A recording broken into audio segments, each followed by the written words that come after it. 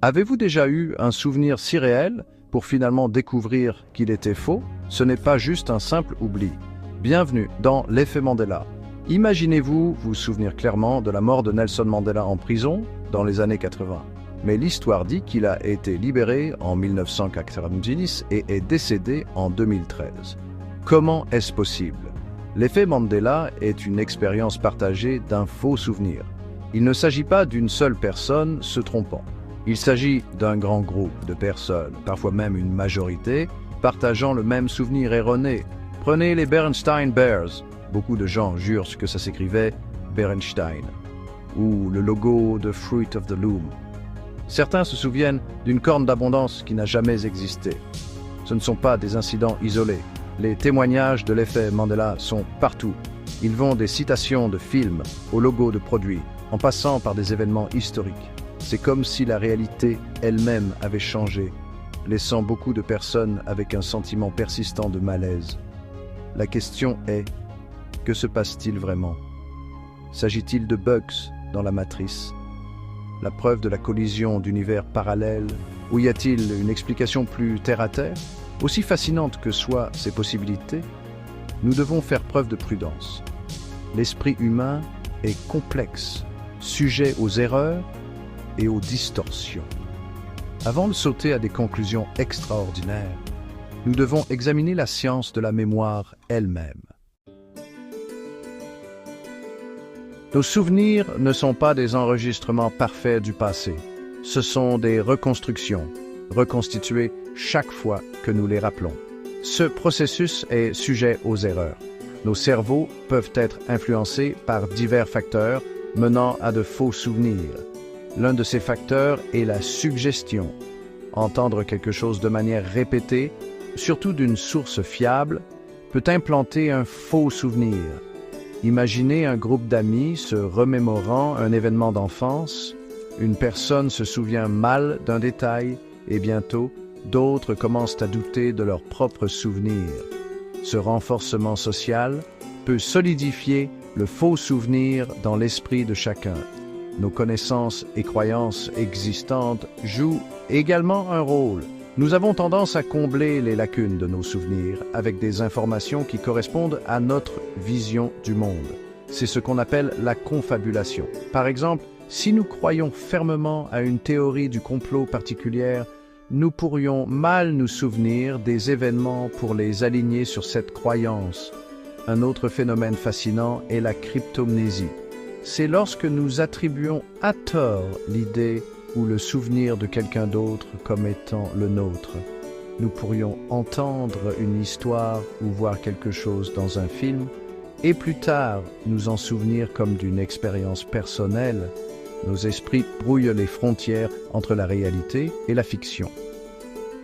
Bien que l'effet Mandela reste intrigant, il est crucial de reconnaître la faillibilité de la mémoire humaine. Les explications psychologiques offrent des perspectives plausibles et fondées sur des preuves sur ce phénomène étrange. Avant de s'aventurer dans les domaines du paranormal, nous devons d'abord comprendre les subtilités de notre propre esprit. Et si le futur pouvait influencer le passé? Ce concept époustouflant est connu sous le nom de rétrocausalité. Il remet en question notre compréhension intuitive du temps comme une progression linéaire de la cause à l'effet. Nos actions d'aujourd'hui pourraient-elles remonter dans le temps, modifiant des événements qui se sont déjà produits? La rétrocausalité est un sujet brûlant en physique théorique, en particulier dans le domaine de la mécanique quantique. L'intrication quantique, par exemple, suggère une connexion étrange entre les particules, où les actions sur l'une affectent instantanément l'autre, quelle que soit la distance. Cette connexion instantanée pourrait-elle transcender le temps lui-même? Certains physiciens proposent que la rétrocausalité pourrait expliquer certains des phénomènes étranges observés au niveau quantique. Par exemple, l'expérience de la gomme quantique à choix retardé semble suggérer qu'une particule sait comment elle sera mesurée dans le futur, influençant son comportement dans le passé. Bien que la rétrocausalité reste hautement spéculative, elle soulève des questions profondes sur la nature de la réalité et notre place en son sein. Si le futur peut effectivement influencer le passé, qu'est-ce que cela signifie pour notre compréhension du libre arbitre? Nos choix pourraient-ils être prédéterminés par des événements à venir? Internet bruisse de théories sur la Tartarie, une supposée civilisation avancée qui aurait disparu de l'histoire. Ses partisans affirment que la Tartarie s'étendait sur tout le globe, possédant une technologie bien supérieure à la nôtre. Ils citent des structures magnifiques, comme les cathédrales et les pyramides, comme preuve, arguant que les civilisations du passé n'auraient pas pu les construire. La Tartarie, disent-ils, a été anéantie par un événement catastrophique ou un grand complot visant à effacer son existence. Les preuves de leur technologie avancée, affirment-ils, sont cachées à la vue de tous, mal interprétées comme l'œuvre de culture moins sophistiquée. Cependant, ces affirmations s'effondrent lorsqu'on les examine de près. Les historiens et les archéologues traditionnels ne trouvent aucune trace de la Tartarie dans les archives historiques. Les merveilles architecturales attribuées à la Tartarie ont bien été construites par des civilisations passées, leurs méthodes étant bien documentées et comprises. Les pyramides, par exemple, ont été construites sur plusieurs générations, à l'aide de rampes, de leviers et d'immenses efforts humains. Les cathédrales, bien qu'impressionnantes, ont été construites avec la technologie disponible à leurs époques respectives, utilisant des arcs-boutants et un savoir-faire artisanal. Bien que l'idée d'une civilisation perdue et avancée soit indéniablement intrigante, il est important de fonder notre compréhension du passé sur des preuves vérifiables. Attribuer des structures historiques à la Tartarie revient à ignorer l'ingéniosité et les capacités des civilisations qui les ont réellement construites. Section 5. Le royaume quantique, là où le temps devient étrange. Le monde de la mécanique quantique est notoirement étrange. Les particules peuvent exister dans plusieurs états à la fois. L'information semble voyager plus vite que la lumière. Et le temps lui-même devient un concept fluide. Il n'est pas étonnant que certains voient la mécanique quantique comme un terrain fertile, potentiel, pour des phénomènes comme la rétrocausalité et l'effet Mandela. L'un des aspects les plus époustouflants de la mécanique quantique est la superposition. Une particule en superposition existe dans tous les états possibles, simultanément, ne s'effondrant dans un état défini que lorsqu'elle est observée. Cela soulève la question: l'observation influence-t-elle la réalité elle-même? Un autre phénomène étrange est l'intrication quantique. Deux particules intriquées sont liées de telle manière que la mesure de l'état de l'une détermine instantanément l'état de l'autre, quelle que soit la distance qui les sépare. Cette connexion apparemment instantanée, défiant les limites de la vitesse de la lumière, suggère une réalité au-delà de notre expérience quotidienne de l'espace et du temps. Bien que ces phénomènes quantiques soient fascinants, il est crucial de se rappeler qu'ils opèrent à un niveau subatomique. Extrapoler ces concepts pour expliquer des phénomènes macroscopiques comme l'effet Mandela nécessite un acte de foi gigantesque. Bien que le monde quantique soit plein de surprises, il ne valide pas nécessairement toutes les théories paranormales. Section 6. Sommes-nous juste des Sims? L'attrait de la manipulation de la chronologie. L'idée que notre réalité est manipulée est populaire, alimentée par la science-fiction et les théories du complot. Et si nous vivions tous dans une simulation géante, nos souvenirs et expériences contrôlés par des forces invisibles? Les partisans de la manipulation de la chronologie citent l'effet Mandela comme preuve. Ils soutiennent que ces faux souvenirs partagés sont des bugs dans la matrice, la preuve que notre réalité est altérée. Certains prétendent même que des entités puissantes modifient délibérément les chronologies à des fins néfastes. Ce concept est sans aucun doute intrigant.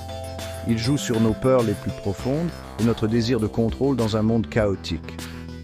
Cependant, il est essentiel d'aborder ces affirmations avec une bonne dose de scepticisme. la charge de la preuve incombe à ceux qui avancent des affirmations extraordinaires. L'idée de la manipulation de la chronologie, bien que captivante, ne repose sur aucune base scientifique. Il est facile de se laisser emporter par l'attrait des théories du complot. Mais nous devons nous rappeler que corrélation n'est pas synonyme de causalité. Ce n'est pas parce que quelque chose semble étrange ou inexpliqué que c'est automatiquement le résultat d'un grand complot. Section 7. Chercher la vérité. L'importance de la pensée critique. À l'ère de la surcharge d'informations, il est plus crucial que jamais de penser de manière critique. Nous sommes bombardés d'informations de tous côtés, souvent sans les outils pour discerner le vrai du faux. Cela est particulièrement vrai lorsqu'il s'agit d'affirmations extraordinaires comme l'effet Mandela, la rétrocausalité et la manipulation de la chronologie.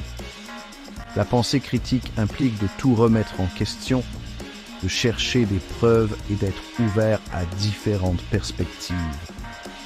Cela signifie ne pas accepter quelque chose comme vrai simplement parce que cela semble convaincant ou correspond à nos croyances existantes. Au lieu de cela, nous devons exiger des preuves, évaluer les sources et être prêts à changer d'avis lorsqu'on nous présente des arguments convaincants. Face à une affirmation, demandez-vous, quelle est la source? Est-elle crédible? Quelle preuve étaye cette affirmation? Y a-t-il une autre explication qui correspond mieux aux faits? N'ayez pas peur de remettre en question vos propres préjugés et hypothèses. La pensée critique est un processus continu, pas une destination. Section 8. Dévoiler l'énigme. Le besoin de preuves empiriques. Des affirmations extraordinaires nécessitent des preuves extraordinaires.